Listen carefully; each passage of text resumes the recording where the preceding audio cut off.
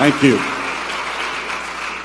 Welcome to you both. We have a lot to cover in a short amount of time. We'll begin with our first question, and it goes to you, Congressman Blackburn. What do you think is the single most pressing issue facing Tennesseans, and what will you do as senator to address it? Thank you so much, and I want to begin by saying thank you to Cumberland University for hosting us, also to the League of Women Voters, the Tennessean, and Channel 5. Thank you for giving us the opportunity to talk to Tennesseans about the issues that are pressing and so important to them. As I talk to Tennesseans around the state, the number one thing that they talk about is making certain that we keep the jobs and the economy growing as it is. Tax cuts are working in Tennessee, and we hear story after story from people about how very important it is. Now, I know Phil said he would have voted against the tax cuts. He called them crumbs, but I got to tell you, when you are out and about in our communities and you see the economic growth and development, this is what they're talking about. In Scott County last week, they said they're even advertising for people to come in and work because of the jobs growth. This is their number one issue, a healthy economy, good for all Tennesseans. Thank you. Governor Bredesen.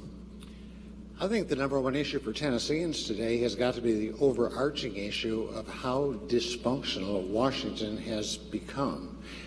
So many issues that affect Tennesseans economically and in every other way are stalled in many ways because of the lack of ability to Washington to engage with issues. It's become hyper-partisan. It's become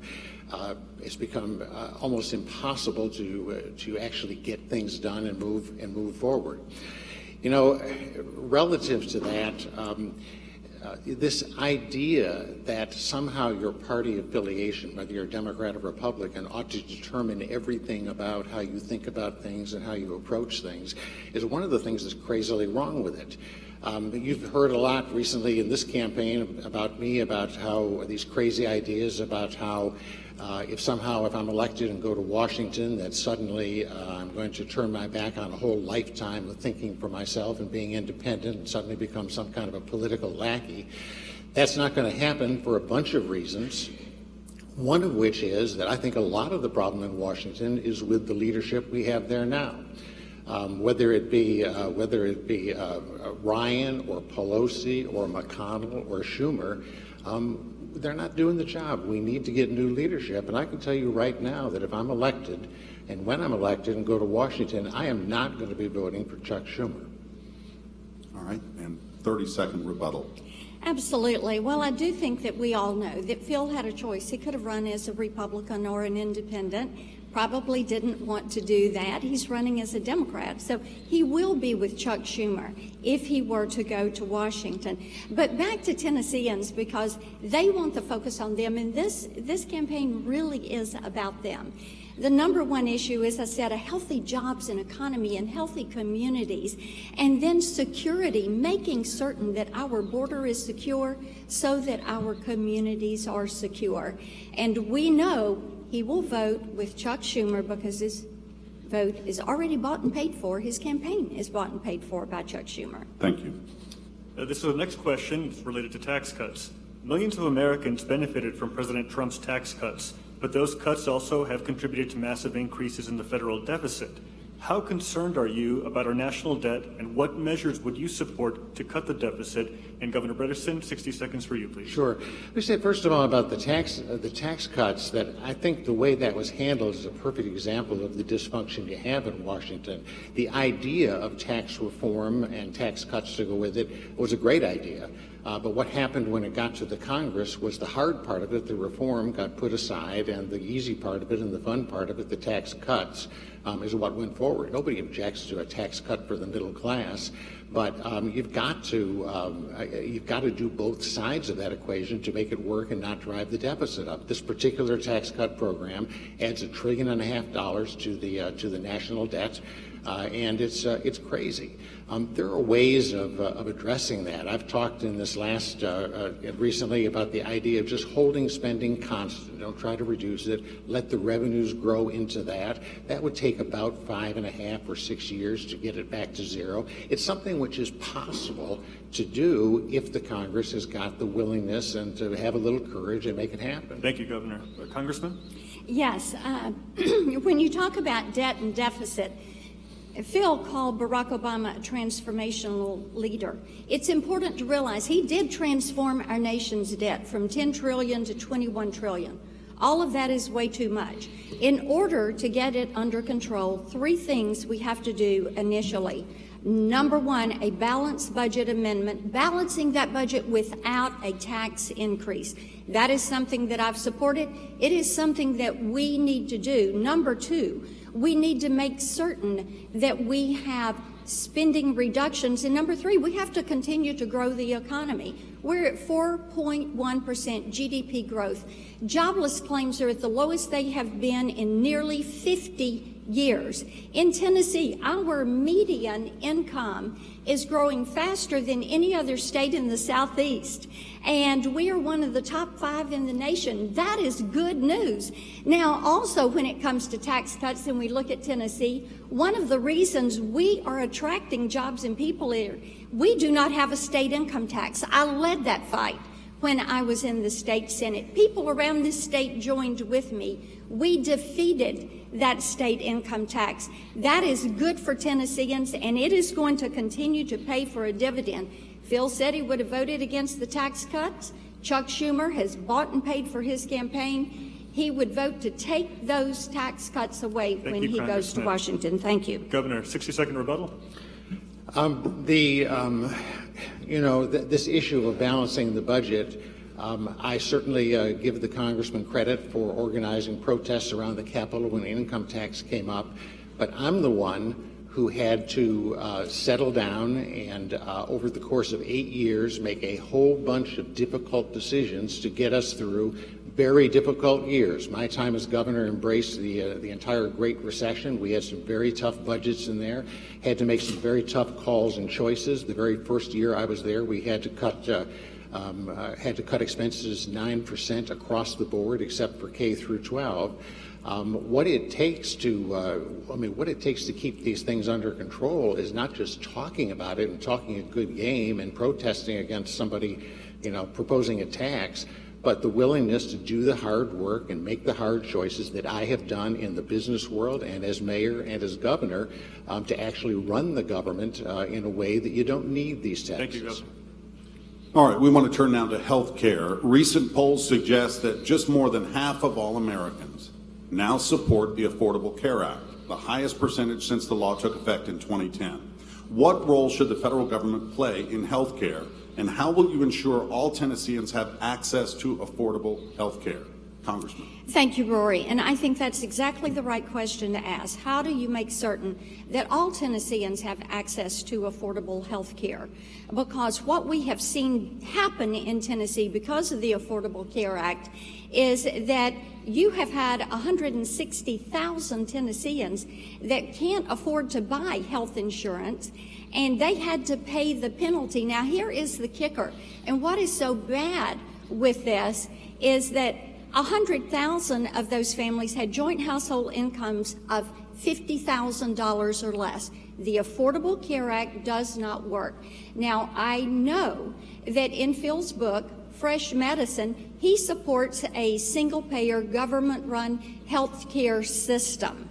That is where he thinks we need to be moving. We know that when Chuck Schumer and the Democrats try to push that, he would be right there with them, supporting government-run single-payer health care that would run, it would take half of your taxes to pay for that. Thank you. Governor.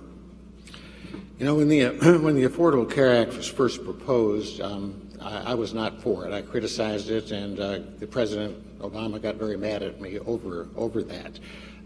When it passed and became the law of the land, which it did, I said what we do now is we support it and try to make it work. I think, first of all, this action that's going on of people trying to sort of actively sabotage it by by modifying it in ways that make it more difficult to have it work is really unconscionable. I mean, there are 250,000 Tennesseans today who depend on the Affordable Care Act for their insurance. There's almost 11 million nationwide, and an effort to to try and undercut that and sabotage it, it makes no sense at all. I mean, it's cruel to the people who were looking at it that way.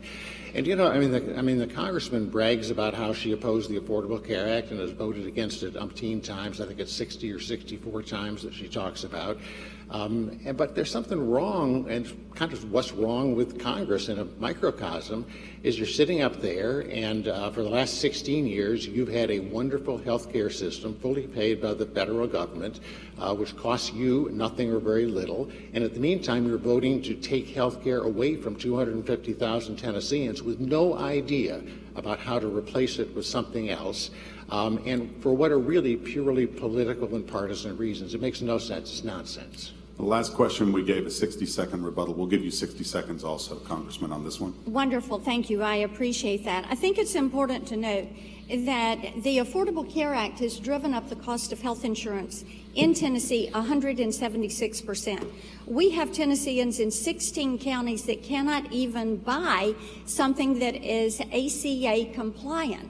So, of course, what would be most beneficial to Tennesseans is to get the Affordable Care Act off the book, to open up the health insurance marketplace, to make certain that we have a cross-state line purchase of health insurance so that individuals can buy a product that suits their needs at a price that they can afford. That is what individuals want. Also, when you look at access to health care, making certain that our rural hospitals and community health centers have access to high-speed internet, that they are going to be able to do telemedicine, that they are going to be able to do digital and remote monitoring so that they have that daily access. Thank you. That's a great segue to the next question. The state of Tennessee has the highest rate of rural hospital closings per capita of anywhere in the country. Many blame the state's failure to expand TennCare under the Affordable Care Act. What will you do to ensure rural Tennesseans have access to quality health care? And we'll begin with Governor Bredesen. It is a real issue. When I've gone around in the state and talked about health care in general, when you get in these rural communities, just simple access has become an enormous problem. Hospitals closing, not the inability to get doctors to locate sometimes in these communities. I think there are several things that you can do. First of all, the future for those rural hospitals is likely to be in some sort of an association with an urban hospital, so they can work together. There are things you do in the reimbursement policies in HHS that make that more or less practical, and you can push people in that direction. And I think really a lot of the future for healthcare in these rural communities is going to be forming these associations with the larger urban areas and the hospitals to keep the hospitals that they have open, to keep the ability to get doctors into these communities, and and provide the services that people need in these communities to live there and work there. Thank you, Governor. Congressman? Yes, I was talking with one of my county mayors, rural mayors, the other day, and his comment was so pointed and so precise. He said, I think during the Obama years, they forgot about those of us in rural America on a host of different issues, and indeed they did. And of course, our state has suffered because of TennCare and the impact there. We were the test case for Hillary Clinton, and Phil gave Hillary $33,400 for her campaign, and they pushed TennCare forward in our state. Now, what we have seen is 9 hospitals close. The 10th one is getting ready to close, is my understanding. From our rural mayors, they say what we need is access to 21st century healthcare concepts. We want to make certain that we have our community health centers, our hospitals, that they have telemedicine, that they have digital imaging, that they have the ability to bring people in to triage our areas where they have lost hospitals. Number one on their list, freestanding emergency rooms, and that is something that we are currently working on so that that is going to be available. The other thing that I will add, we have over 200 community health centers in our state. This is a really good program. It helps get health care to these communities. Your rebuttal, Governor? First of all, I am intimately familiar, more so than I would like to be, with TennCare. Hillary Clinton had nothing to do with its inception. And TennCare actually had some pretty effective programs in helping to keep rural hospitals open. I believe very much that the state should have gone ahead with the Medicaid expansion, and I've talked with people about some ways in which they could have structured that to avoid some of the problems with TennCare. It's a real problem. Thank you, Governor. The single biggest healthcare crisis facing Tennessee is the opioid epidemic. What is your plan for fighting opioid abuse at the congressional level? And would you support the legalization of medical marijuana as an alternative to prescription painkillers? Congressman. And thank you so much for that, because the opioid epidemic is one that affects everybody. I've come at this as a mother and a friend and have watched so many people suffer. I have a friend right now whose child has an opioid issue, and she said every time the phone rings and she does not recognize the phone number, her heart skips a beat. And that is how this affects so many of our families. What we are doing about this, more resources to local law enforcement. They're on the front line. Right now, they say the number one issue they're dealing with is fentanyl and heroin. Of course, much of this is coming in from Mexico, and Phil has said he opposes securing that southern border. And Chuck Schumer, who is bought and paid for his campaign, will say, do not vote to secure that southern border. That is where those drugs are coming from. Thank you. Governor. This opioid crisis is a real human tragedy in our state, and I've talked to so many people who have lost friends and loved ones and neighbors, at 1,700 people a year at the moment.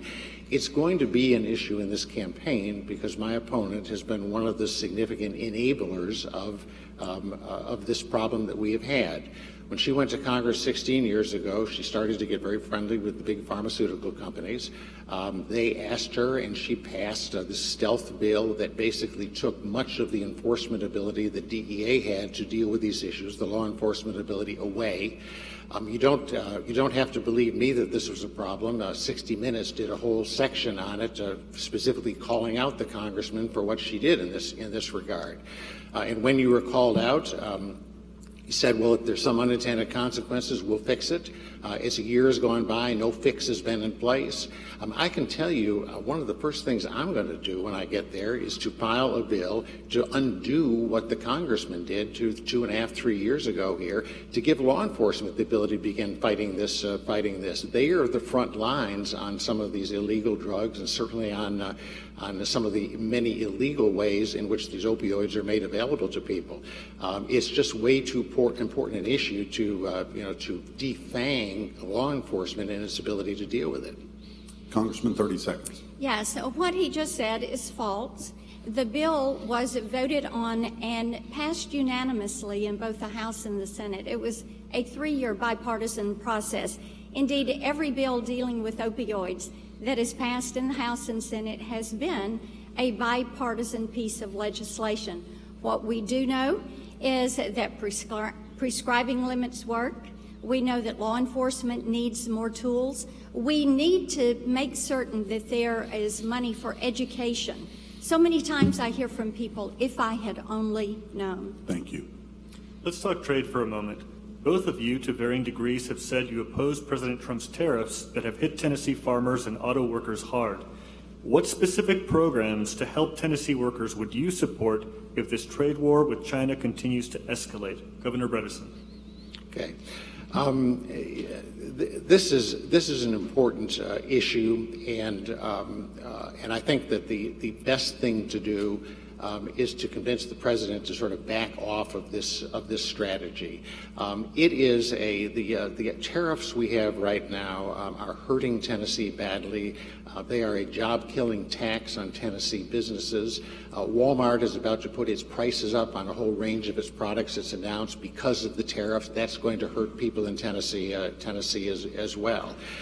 There are trade issues. We've got issues with China, with intellectual property and difficulties of doing business. They need to be dealt with on a one-on-one surgical basis, not by taking a broadsword or an axe to them. It makes no sense to solve problems with China by slapping tariffs on Canada or something. I've talked to people, especially in the automotive industry in this state. They are worried sick about this, and I frankly trust this information from our companies a lot more than I do what's coming out of Washington. Thank you, Governor. Congressman?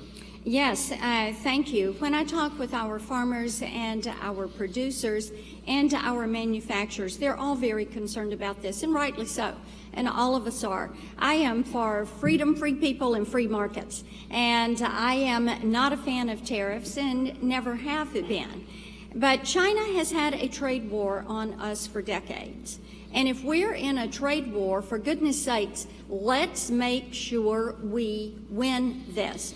Now, I hope that we get these tariffs over and done with, because they are not good for Tennessee.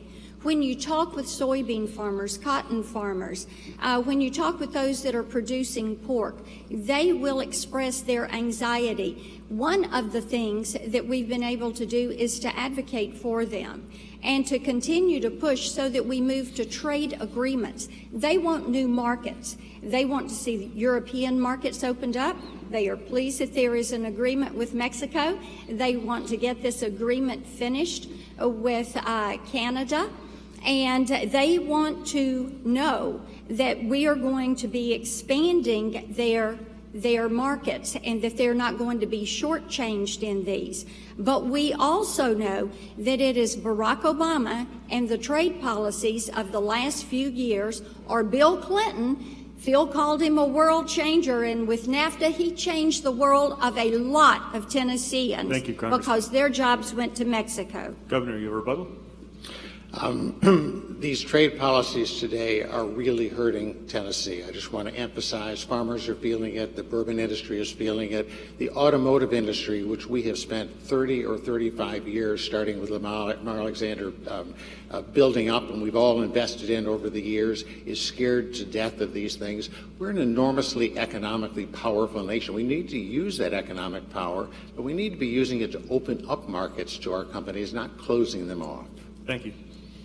All right, speaking of President Trump, can you name one of the president's policies that you support and one that you oppose? We'll begin with you, Congressman. Yes, thank you for that. I will give you the one that I oppose. I'll give you two that I have not been in agreement with him on. One is the tariffs, and the other is on spending.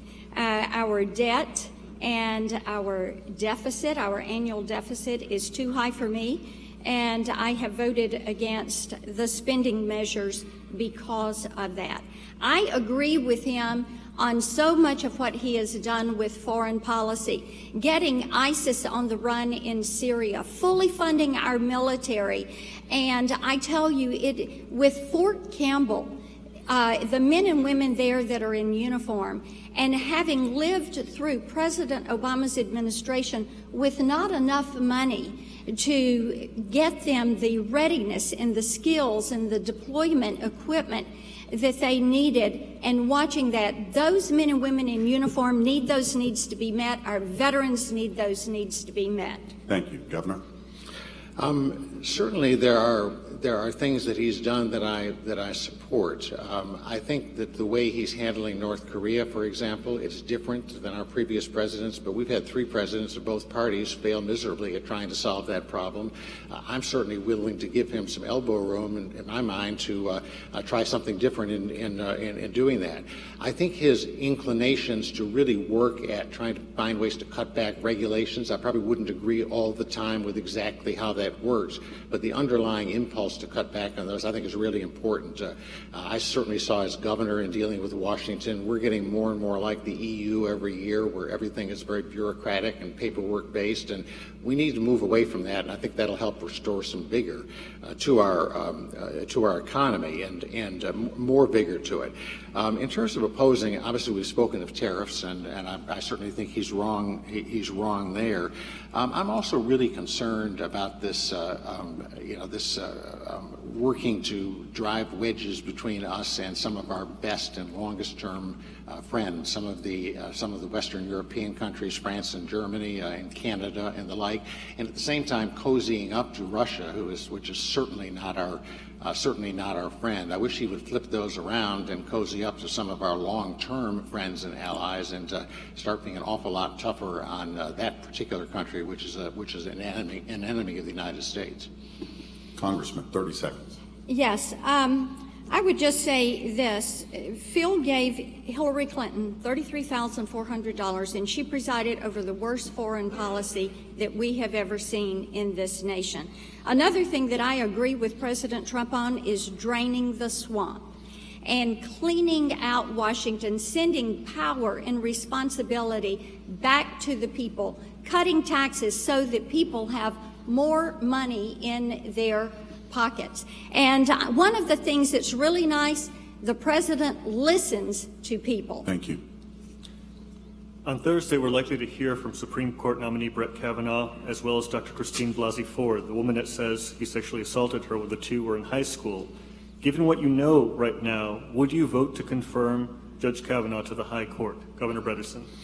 During the time I was governor, I selected and appointed an awful lot of judges, and based on that experience, what is going on now with this Kavanaugh nomination in Washington on the part of both parties just disgusts me. There's no other word for it. They've taken what is an important and serious obligation under the Constitution of the U.S. Senate and turned it into a circus. We now have 90 or 91 senators who've already announced, before they've even heard all of the testimony as to who they're for. The congressman announced she was for Kavanaugh within minutes of him being appointed, and it's almost as if, like, we don't need any hearings, we don't need any review of this. Let's just go ahead and confirm him. I think we need to listen to everyone, including Dr. Ford, and when that is over, make a decision based on their competence, based on their ethics, based on their temperament, and that's what I intend to do. Thank you, Governor. Congressman? Yes, I think every woman who makes an accusation should be heard. And we know that hearing is set for Thursday. We now know that the vote to move Judge Kavanaugh out of committee is going to take place on Friday. If I were in the Senate, I would vote yes to move Judge Kavanaugh forward and to send that vote to the floor. I would vote to confirm him. He is an eminently qualified jurist. He has served well on the federal court. And what we see taking place right now is a PR stunt by the Democrats. It is character assassination, and this is something that is dirty politics at its worst. Now, when Phil was governor, there was an issue where sexual harassment claims doubled 1 year. And your paper wrote about it, David, the AP wrote about it, different people. And what they chose to do was to shred some of the documents so these women's voice would never be heard. They died in that shredder, and their voices were not heard. And the reason was, this is what happens when men and women are in the workplace together. These issues arise, and that is an inappropriate response. And also said that there's nothing here to be covered up. So Kavanaugh, I would vote for. Governor? That is a total mischaracterization of what happened in this. We encouraged, I have a zero tolerance policy and have always had on this. We encourage people to come forward, and I'm glad that the number of reported cases where people came forward increased in that process. The issue that she's referring to was an issue of trying to protect these women so that when they talked to somebody about their experiences, there was not the freedom to put it on the front page of the newspaper the next morning. We're trying to protect people and get them to come forward. Thank you, Governor. All right, this next question comes from Elizabeth Ramirez. She is a junior here at Cumberland University. She was born in Mexico and is one of more than 30 so-called dreamers currently enrolled here at this school. She would like to know what you think should happen to young people brought to this country illegally as children. Should they be given some sort of permanent residency or a path to citizenship? We'll begin with Congressman Blackburn. Thank you. And Elizabeth, thank you for the question and for sending it in. As you know, there has been an offer by the president, and the Democrats led by Chuck Schumer said they don't want it, and it would have given a path to legalization for dreamers. And I know that when Phil Bredesen gets to D.C., if he were to go there, he would be voting with Chuck Schumer. There should be a path for legalization for dreamers. At the same time, we need to secure this southern border so that we are making sure we end the inflow of drugs, we end the inflow of gangs and sex traffickers. We also need to do away with sanctuary city policies. We need to make certain that we are ending the visa diversity lottery. We need to make certain that we are ending chain migration, that we are protecting the sovereignty of this nation. Thank you. Governor Bredesen. Look, the United States is absolutely entitled, first of all, to secure its borders as a matter of our national security and national policy. And I support that fully. We were one of the first states when I was governor to send troops down to the Arizona border to help in that securing. We were, during the time I was there, we reversed a policy that my predecessor, Republican Governor Sundquist, put in place to give driver's licenses to everyone, irrespective of their legal status. These dreamers, though, I think we have a moral obligation to them. They are people who were brought here not of their own choosing. They are in many cases virtually Americans in the sense that they speak the language. This is the home they know. They have no more connection to Mexico or Guatemala or anywhere else than I do. And to have these young people who are at the stage in life when they're starting to try to think about, okay, what do I do for a career, and do I go to college, and what do I do about family, and so on, to leave them hanging out there in the way they are now without understanding their status or what the path might be to their permanent residency and eventually citizenship, I just think it's immoral, and we need to get beyond it. I think I blame both parties here. I think both parties need to get together. This issue can be solved in isolation without tying a lot of other things to it. The public broadly supports dealing with this issue. Let's just stop this nonsense in Washington and this hyper-partisanship and dysfunction and get on with the business of solving this problem. We can do it. Congressman. Yes, there was bipartisan support in the House on this issue, like on many issues, but the Senate is dysfunctional. And that is the reason that I am running there. Indeed, the DACA solution that I've had, the House has twice passed that. The Senate has not been able to pass that. But back on this issue of the driving certificates, Phil passed legislation that gave 51,000 illegal aliens driving certificates, made our state a magnet for driving certificates for these illegal aliens. All right, thank you. Thank you. Our next question, following up on that, the White House recently announced that the U.S. would only accept 30,000 refugees next year, the lowest number since 1980. Should the U.S. and the state of Tennessee continue to accept refugees, and if so, under what conditions? Governor Bredesen. I think that's an area that it is fundamentally a political decision. I think it is something that we're in a decision we're entitled to make, and the president is entitled to make about under what circumstances we affect people and how many people from how many countries come. It's a very different issue than the illegal immigration issue, which is built up over a period of time. I mean, I support the idea that whoever is president can set these standards. I happen to feel like we ought to be more generous to some of these refugees than that, but I certainly respect the right of whoever is president to make those kinds of determinations. We have got to, separate this immigration problem out into the various pieces that it is, and deal with them in an intelligent way. Just lumping them all together as immigration in general gets us nowhere. And this idea of a comprehensive approach, I don't think will go anywhere. Thank you, Governor. Congressman? Yes, I thank you so much. The issue with our refugees, I will tell you, I think that Secretary Pompeo and Ambassador Haley are doing a great job when it comes to addressing the issues that we are dealing with, whether it's the UN or whether it is the Department of State.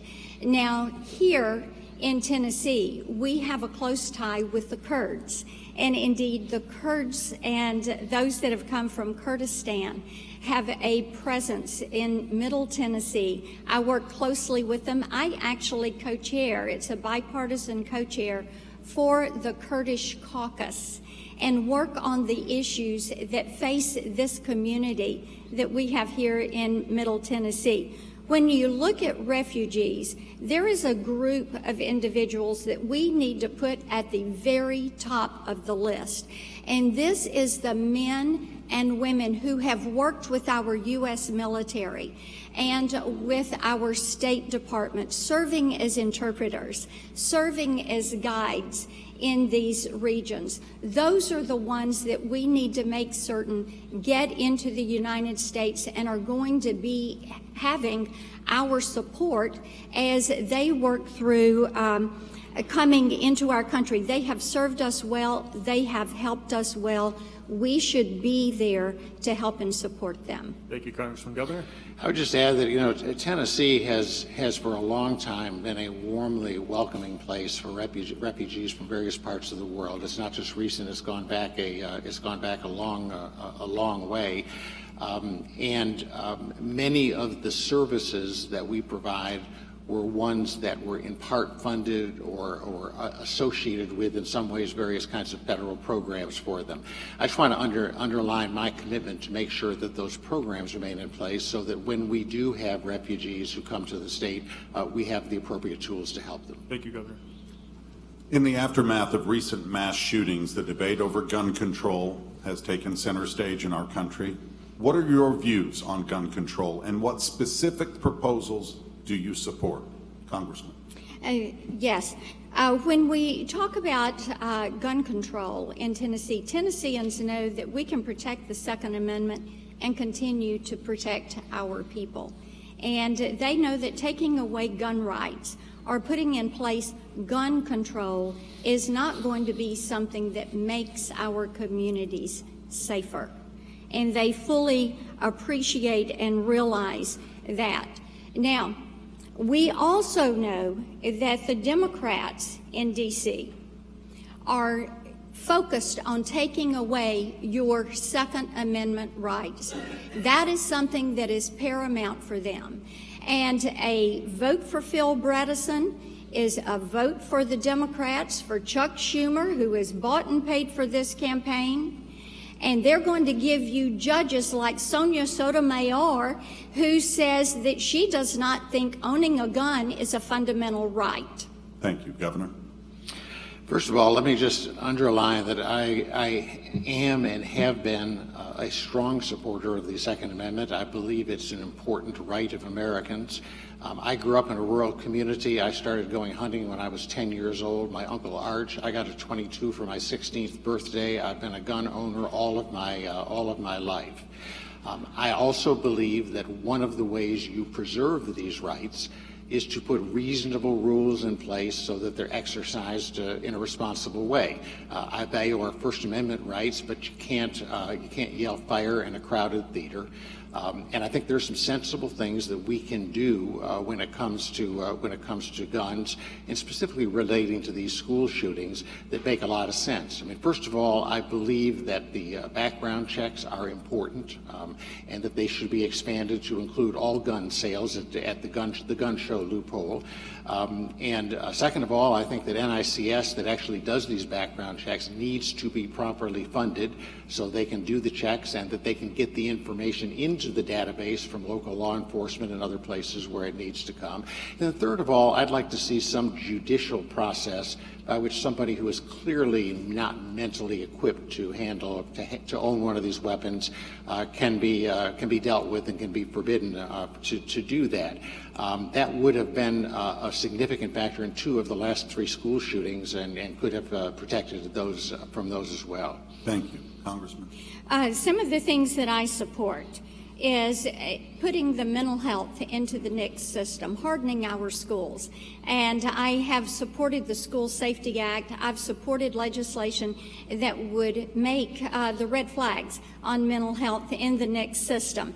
I am also supported by the NRA. I'm endorsed by the NRA. I have an A rating from the NRA. We each sought the endorsement of the NRA. They rated me an A and endorsed me. Phil got a D rating from the NRA. Thank you.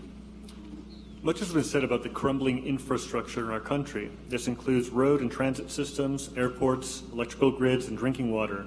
Do you think reinvesting in our infrastructure is important? And more important, how do we pay for these improvements? Governor Bredesen. I do think that infrastructure investment is very important, and certainly during the time that I was governor, saw a number of the issues that exist in terms of decaying infrastructure that really makes a difference. There are parts of our state, Memphis comes to mind immediately, that are very dependent on that infrastructure, things like roads and bridges and rail, and are really suffering from not having an adequate amount of it. The approach that I think it makes the most sense is to do, I guess, what I did when I was mayor and was trying to get money for various projects, which is start to get very specific about the projects. Not I need money for education, but I want to build a school here of this size and here of this size. I really believe that if the Congress could come together and actually put some specific proposals together, you could garner some broad support for putting these things in the budget and getting them paid for, and start to make some really big inroads into the infrastructure problems that we have. Thank you, Governor. Congressman?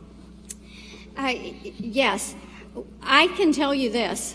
In this campaign, I have driven over 50,000 miles around our beautiful and wonderful state, and I will tell you there is some road work that we need to get done. When Phil was governor, he drained the road fund and used that to pay for other programs in the general fund. And so if you're sitting in traffic a lot of times, this is the reason, because there were not a lot of road funds that were used, and there were not a lot of projects that were started during that period of time. Now, when you talk about the Federal Highway Trust Fund, one of the things that people will tell you is, look, the place to start is getting rid of the waste, fraud, and abuse within these funds, and making certain that what you're going to see is money that comes in for a purpose is actually used for that purpose. Get rid of all of the enhancements, bike paths or walking trails or passive parks. Put that money into roads and bridges. When you talk with our farmers, one of the things they will tell you is they need to know that they are going to have dependable infrastructure for moving their crops, for those that are loggers that are moving things from the forest to the mills. Thank you. Governor? Yeah, when I came in as governor, we had an enormous financial problem. that I had to deal with, and I dealt with it by asking every department in state government except for K through 12 education to take a 9% across the board cut. It was extraordinarily painful. We asked the road fund to do that as well. It had always been sacrosanct in the past. They did so. I did what I had to do to solve that particular budget problem. I make no apologies for that. If the Congress would start doing the same thing from time to time, we'd have a better country. Thank you, Governor. President Trump often refers to the press as the enemy of the people.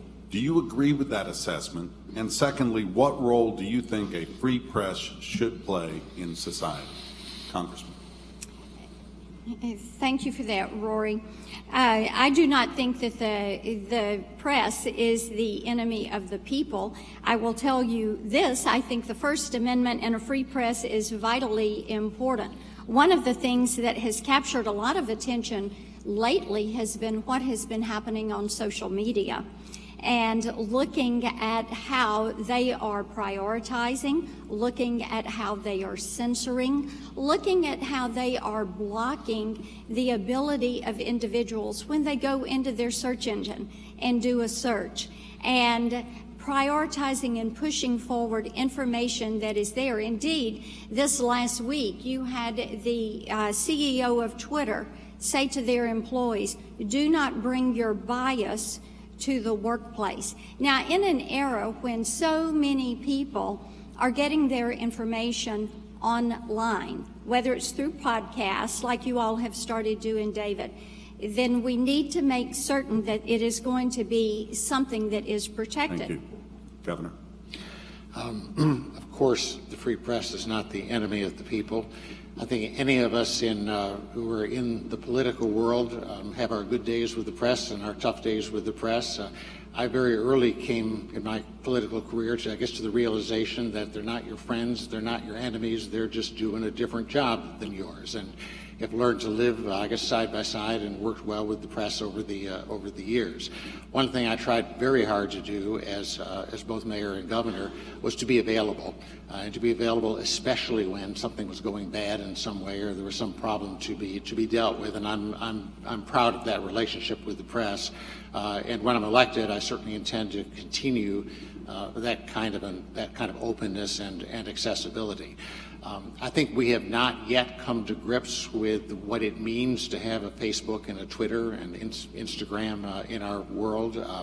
They are not regulated media companies, as you know, and they carefully guard their independence in that regard. But I think that working together, we can find some sensible ways to make sure that they're not used in the way, for example, they were used by Russia a couple of years ago in the campaign in a way that's inimical to our democracy and our society. But the First Amendment is in many ways the most important one in the Constitution. I support absolutely the right of the press to conduct its business. Thank you. Congressman. One of the things that we do know is that in Barack Obama's administration, and Phil and his family gave him over $55,000 for his campaign. His Federal Communications Commission wanted to take control of the internet. The last thing Tennesseans want is to have the federal government in control of their internet. We also know that the Facebook CEO, Mark Zuckerberg, has said Facebook functions more like a government than it does an edge provider. Thank you. You're both running to replace Senator Corker, someone who is considered one of the premier foreign policy experts in the Senate. What role do you think the U.S. should play on the world stage? Do you support remaining in NATO and continuing to promote democracy around the world? Governor Bredesen. I think the United States post-World War II has been the leading force for a sort of a sensible world order.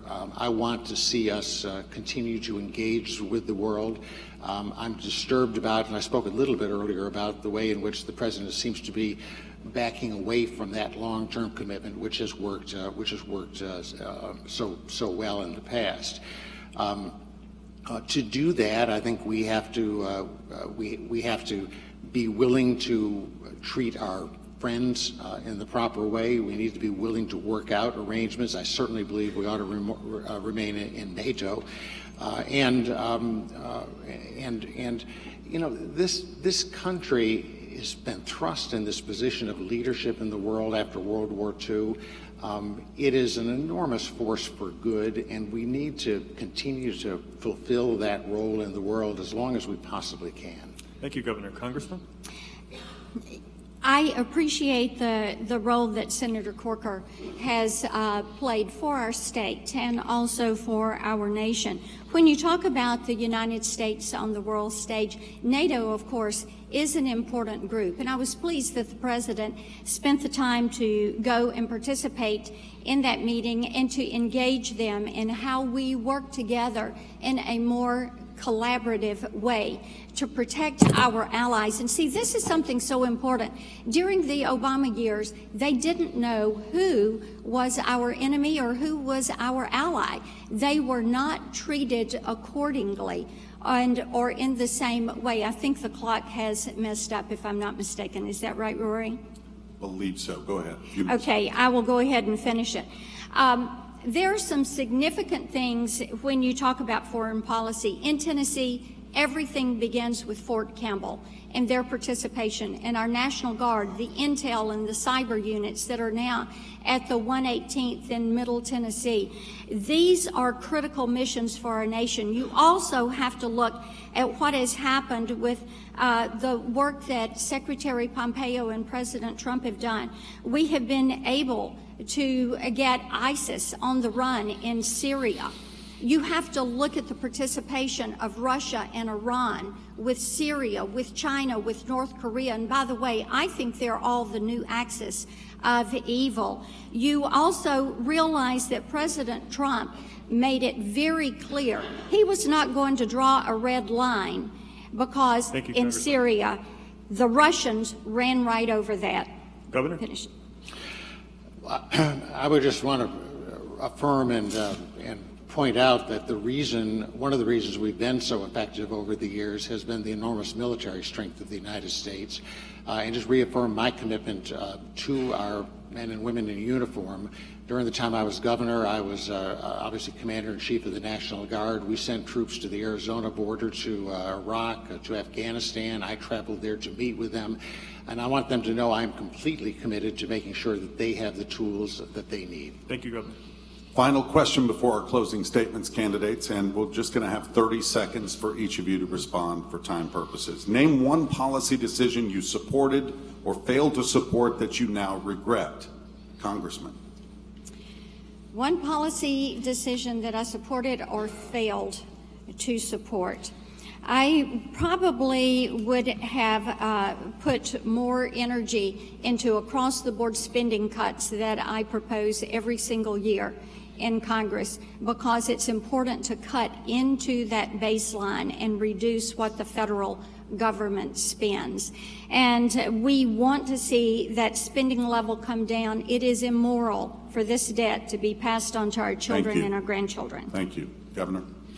When I was governor, we did a lot of things with education, and one of them was to start focusing on college readiness as the ultimate goal of high school. I think I took that too far and should have focused more on other paths besides college readiness, in terms of making people ready for careers in other fields that did not require that education.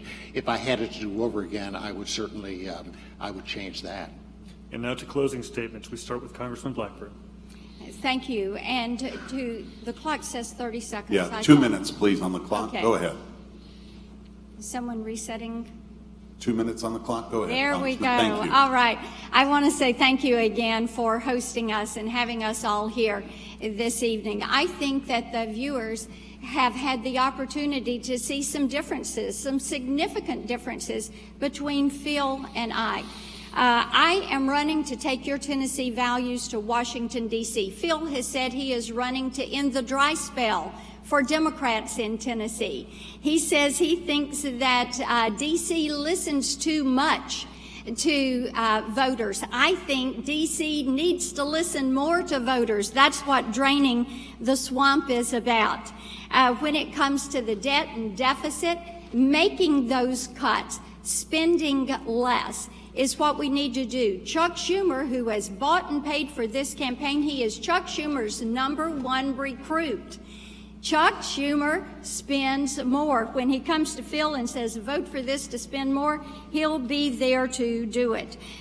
When it comes to dealing with health care in our rural hospitals, I want patient-centered health care that is going to focus on you. He wants a government-paid system. I want to secure the border, build the wall. He calls that political theater. So there are some differences between us. You've heard a little bit about us and where I come from with my background. I grew up on a farm, went to college on a 4-H club scholarship, came to Tennessee. Chuck and I have 2 children, 2 grandchildren. We've worked in Williamson County to make it a great community, served in the state Senate, led that fight against a state income tax, and no, it was not protesters, it was Tennesseans standing up for their right to be state income tax free, and a majority of Tennesseans agree with that. Now I am running for the U.S. Senate to take your values to Washington. I am asking for you to stand with me and asking for your vote. 2 minutes, Governor.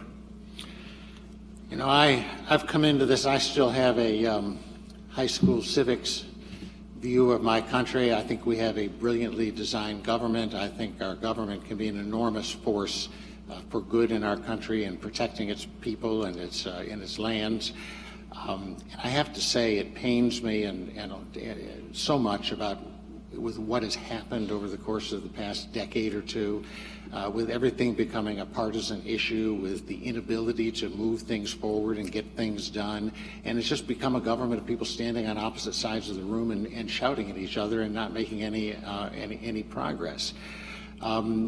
People certainly are going to have a choice, and if what people want, if what the people of Tennessee want, is more of that sort of hard-nosed partisan politics, take no prisoners, draw lines in the sand, make no compromises, I'm not your guy.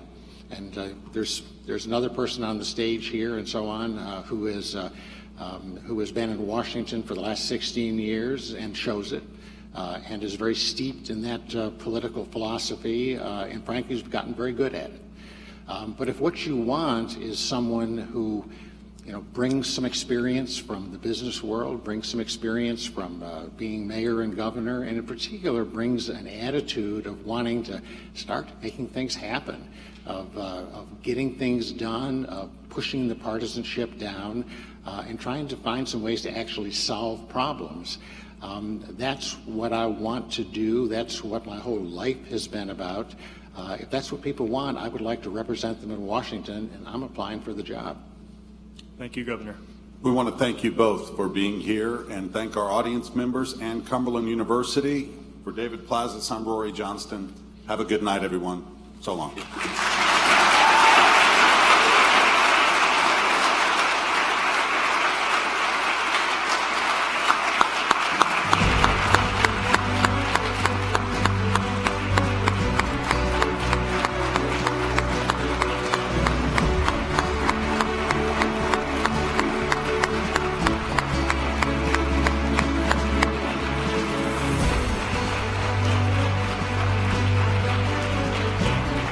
Ladies and gentlemen, please remain at your seats until the candidates depart.